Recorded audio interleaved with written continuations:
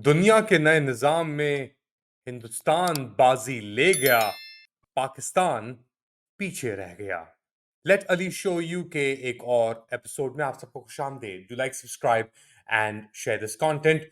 जहां तक सिफारती ताल्लुकात का ताल्लुक है और जहां तक ब्रिक्स यानी Brazil, Russia, India, south Africa और चाइना का ताल्लुक है, वहां पे अब इजिप्ट यानी मिस्र, मुत्तहदा अरब अमीरात, ईरान और सऊदी अरेबिया को भी दावत दे दी गई है ब्रिक्स ज्वाइन करने की।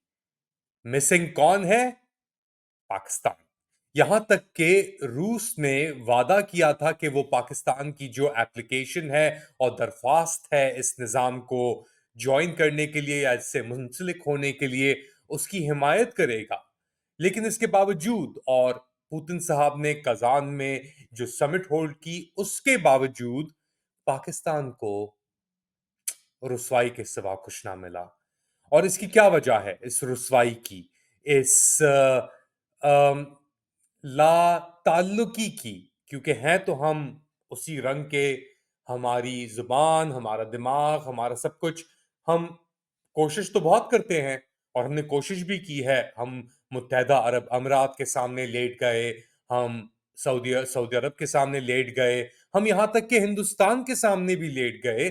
और अब हमारी कोशिशें हैं, जराए के मुताबिक, कि कुलभूषण यादव को छोड़ने का इरादा किया जा रहा है, कि मोदी साहब थोड़ा कर्म करें और पाकिस्तान जो लंगड़ाता हुआ, घबराता हुआ, मंडराता हुआ, अब भीख मांगने के लिए चीन के पास दोबारा, क्योंकि पैसे कम पड़ रहे हैं, तो किसी भी तरीके से अब हिंदुस्तान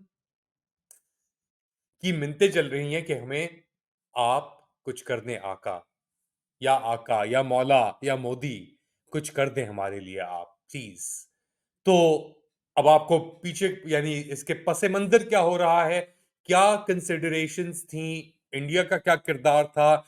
क्योंकि इंडिया अब वाजे तौर पे अमेरिकी कैंप से हटके एक सेंट्रिस्ट तो नहीं, अब इनफैक्ट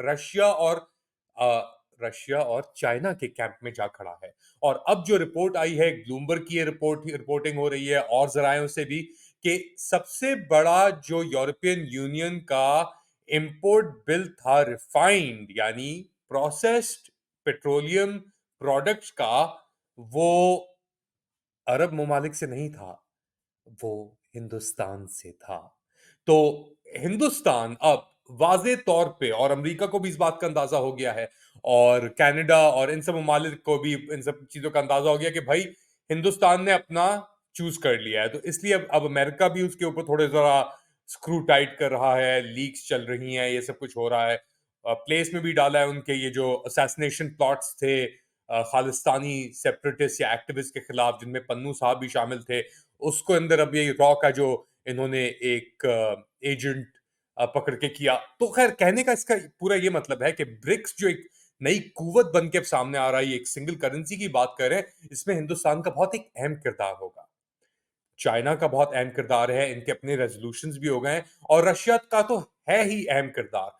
तो ये नया जो ब्लॉक बन रहा है, अब इसमें मिस्र की भी शमूलियत हो गई, यहां तक कि मिस्र बहुत बहुत करीबी अलाइन था अमेरिका के साथ, इसके बावजूद उनको इनवाइट कर लिया गया। ईरान जो बिल्कुल बिल्कुल मुखालिफ है अमेरिका के, उनको इनवाइट कर लिया गया।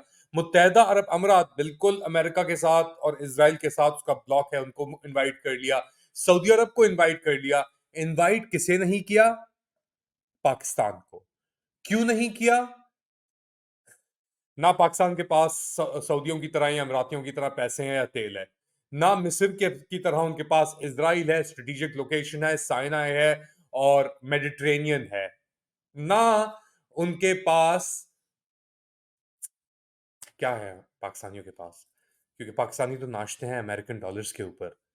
पीएमएलएन का नैरेटिव है कि जो Albaik fast food fried chicken chain है, जो सऊदी अरेबिया का लॉस पोलो पोयोस हरमानोस का वर्जन है, अगर आप नहीं जानते वो क्या है, लॉस पोयोस हरमानोस स्पेल कर देता हूं मैं आपके लिए, LOS पोयोस POLLOS हरमानोस HERMANOS, यानी चिकन ब्रदर्स, हरमानोस भाई, पोयोस चिकन, द चिकन ब्रदर्स जो है वो पाकिस्तान के अंदर अलबैक के नाम से अब एक फ्रेंचाइज खोल रहे हैं। और जो ये पीएमएलएन के और ये जो फेल्ड हुकूमत के हसासे हैं वो कह रहे हैं कि जी आप चेक करें, फ्राइड चिकन फ्रेंचाइज आ रही है हमारे पास। ये इनकी अकॉम्प्लिशमेंट है, ये इनका बेसिकली मयार है, इनका स्टैंडर्ड है। दुनिया बात कर रही है चिप्स की, एआई की, complete transformation of supply chains की बात हो रही है, प्रोडक्शन की बात हो रही है। चाइना बना रहा है $13,000 की एक 250 से 300 किलोमीटर रेंज की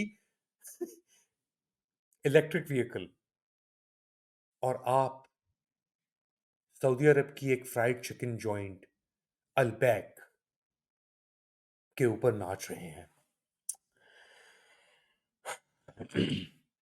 खैर, getting back to the point, तो ब्रिक्स की जो समिट है अब, ब्रिक्स का जो एक नया तस्वुर है, क्योंकि अमेरिका अब एक डिक्लाइन के थ्रू जाएगा।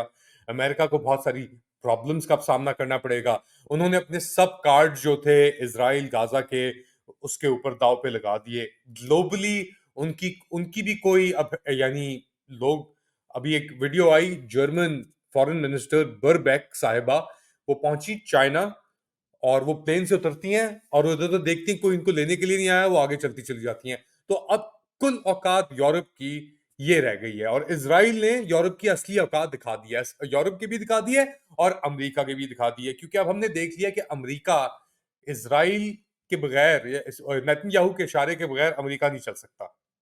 जो इजराइल लॉबी का जो होल्ड है एक तरीके से अमेरिकी डिसीजन मेकिंग के ऊपर, वो सबके सामने खुल के वाजे हो चुका है। तो अब इसके अंदर चाइना, इंडिया और रशिया का ब्लॉक, ईरान उनके साथ मिलके एक इकोनॉमिक सेंस के अंदर ऐसी कुवत, क्वाड तो रह गया, बढ़ गया, यानी जो क्वाड है, अमेरिका जो बात कर रहा था यार हम इंडिया को पिविट करेंगे, पिविट अमेरिका के साथ कौन खड़ा हुआ है? पाकिस्तान खड़ा हुआ है। पाकिस्तान खड़ा हुआ है, अमेरिका उसके ऊपर भी यकीन नहीं करता।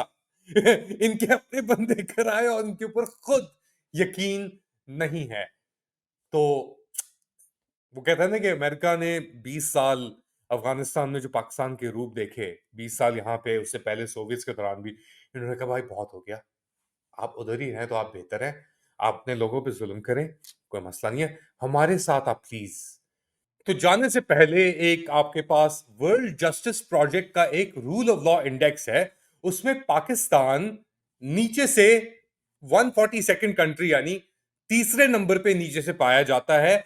नाइजीरिया जी जी मजाक नहीं कर रहा है मैं, ये बड़ी वैसे हमें पता है कि क्या सिचुएशन है वैसे पाकिस्तान के अंदर, मगर पाकिस्तान ने इसके साथ एक और रिकॉर्ड पा लिया है, 2024 की edition rule of law index, यानी कानून की इंडेक्स है ग्लोबल दुनिया भर के अंदर। तो Pakistan third worst country rule of law index के ऊपर, 142 कंट्रीज में से पाकिस्तान का नंबर 140th आया है फॉर ऑर्डर एंड सिक्योरिटी। निजाम और सिक्योरिटी के लिए आया है 140th नंबर पे 142 ममालिक के अंदर। और जिसके अंदर मेजर्स क्या थे? Crime control, protection from armed conflicts and use of violence to resolve civil disputes. सिर्फ माली और नाइजीरिया जो हैं वो पाकिस्तान से बदतर हैं in terms of law and order and security.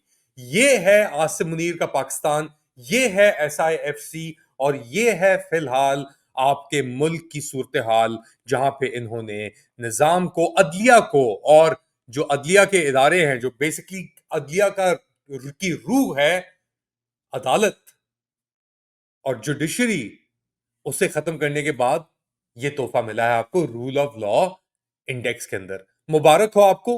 बताएं इसके बारे में कमेंट सेक्शन के अंदर। अपना ख्याल रखिएगा, अगली बार तक अल्लाह हाफिज। पाकिस्तान जिंदाबाद।